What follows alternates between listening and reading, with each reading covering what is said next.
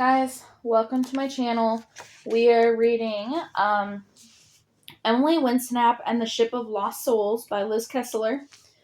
We are on chapter 17. So, we're just going to start reading. Chapter 17. I crossed the bridge and then watched as the river turned into a country lane. I followed the lane, turned a corner, and found myself in the middle of a ballroom filled with sparkling chandeliers on the ceiling, glowing candlelight coming from every corner. At one end of the room, a huge orchestra was playing. I stood and watched for a moment, and second later, a man in a tuxedo had taken my hand and started waltzing me across the floor. We spun around and around on the dance floor. I closed my eyes and I laughed out loud. When I opened them again, I was in a spinning chair on the fairground tilt-a-whirl ride.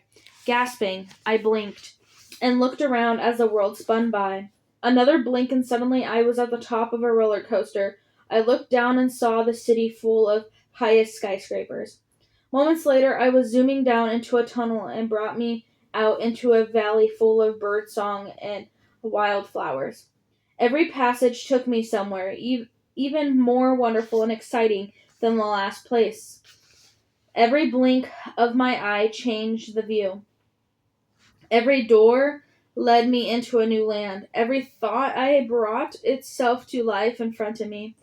Among all of this were throats of smiles, happy people, but still none that I recognized. I sat on the cloud that turned into a giant beanbag at the top of a circular slide that had moments earlier been in a spiral staircase, and I tried to get my bearings.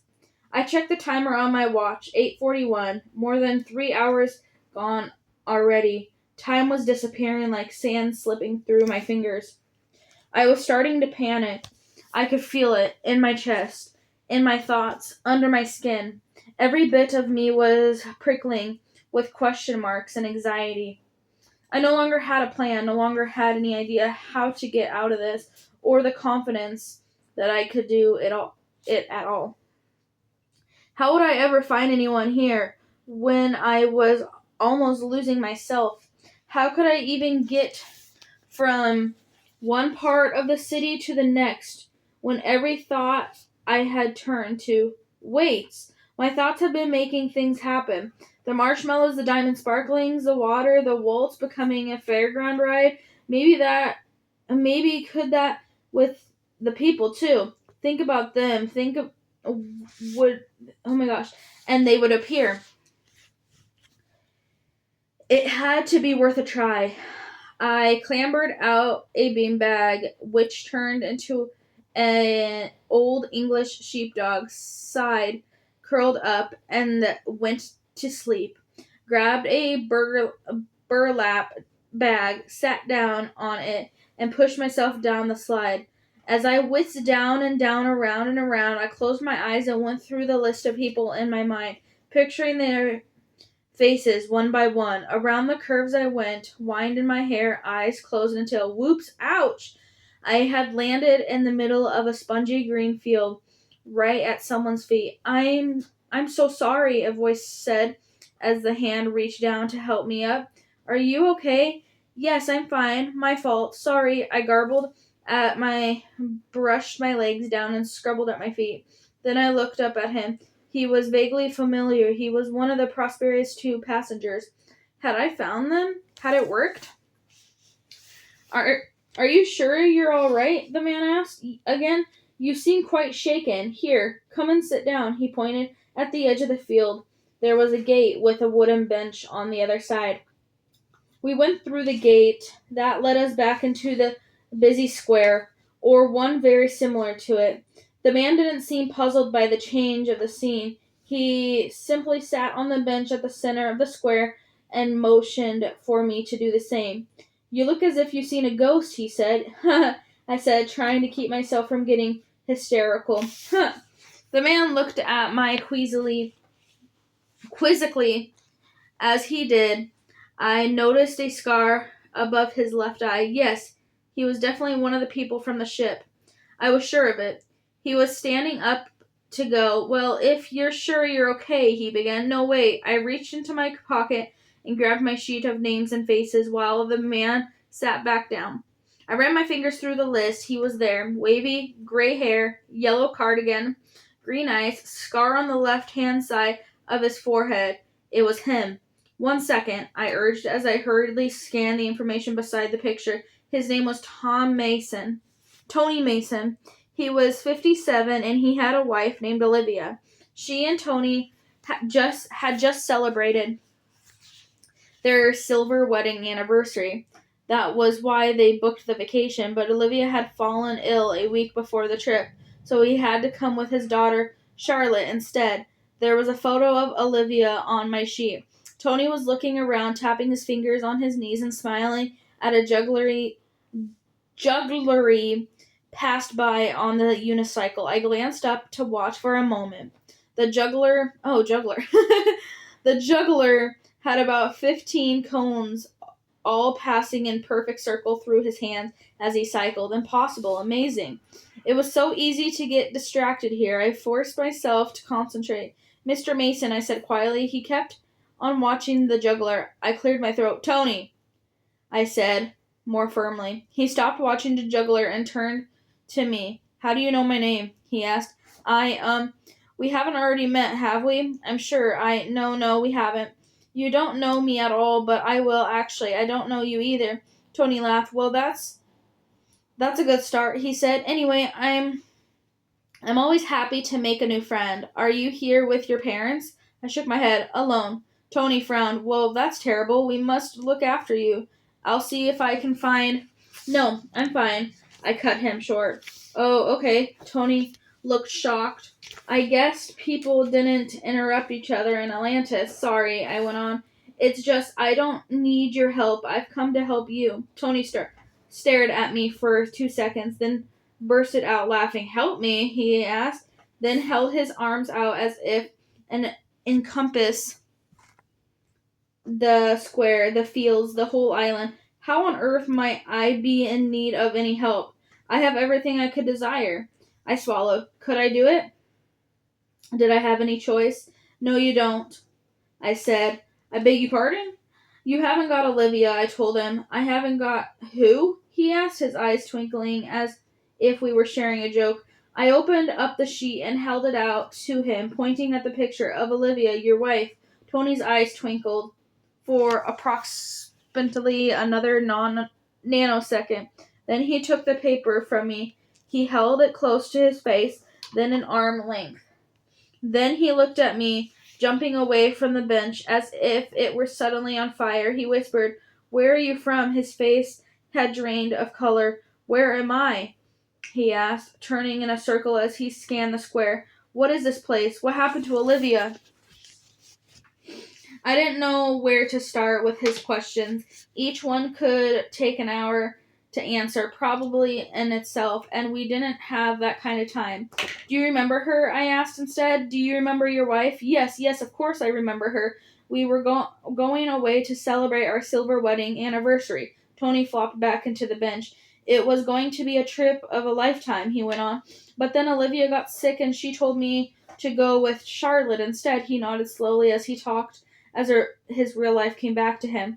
There was an accident or something. I don't remember much about it. I was having an afternoon nap. Next thing I knew, I was waking up here. So you remember arriving here? I asked. He nodded, as if it were last week. I decided not to point out that it was last week.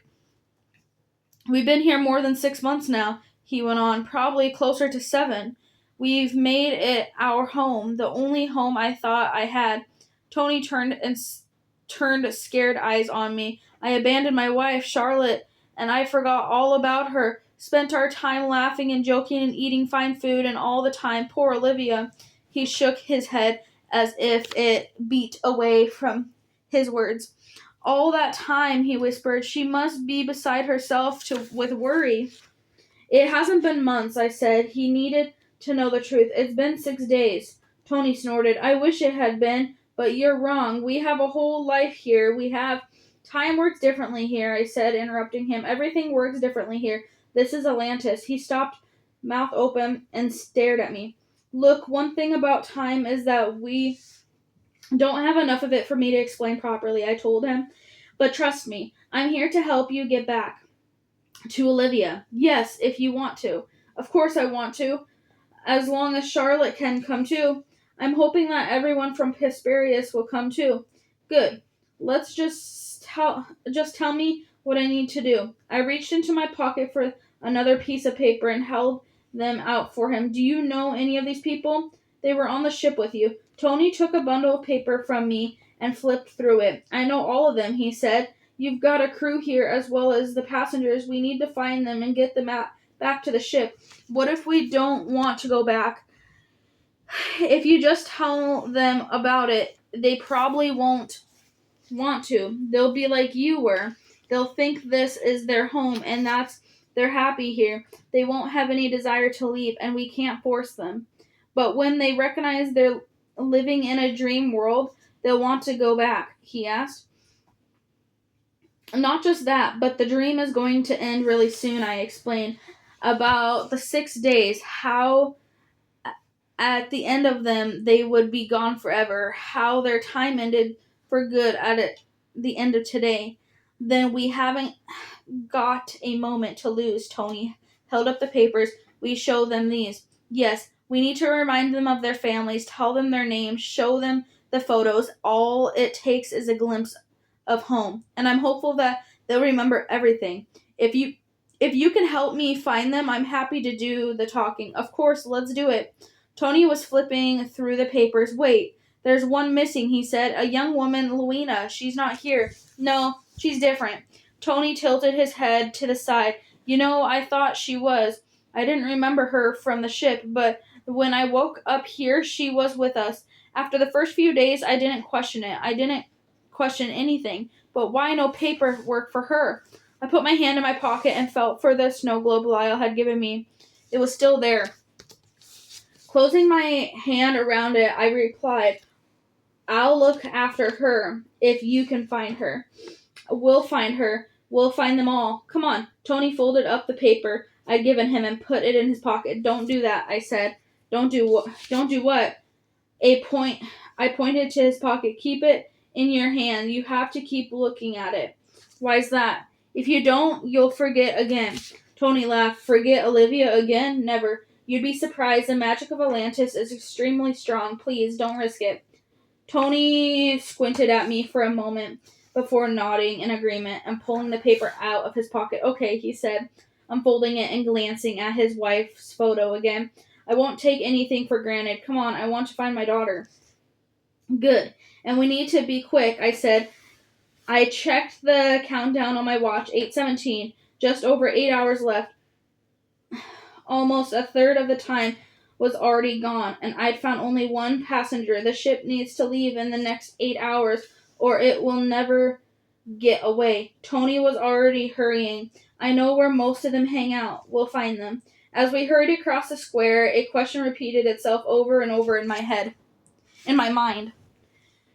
Do we really stand a chance on winning this race against time? But as we dipped through archways and walls that became tunnels, through mountains, skipped over rivers on stepping stones, made a giant pearl edge across bridges that turned into trampolines, and raced along cobblestone streets that twisted and turned like giant wreathing snakes, I knew one thing.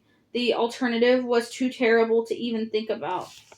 And that is the end of chapter 17, guys. I will see you guys in chapter 18 in the next video.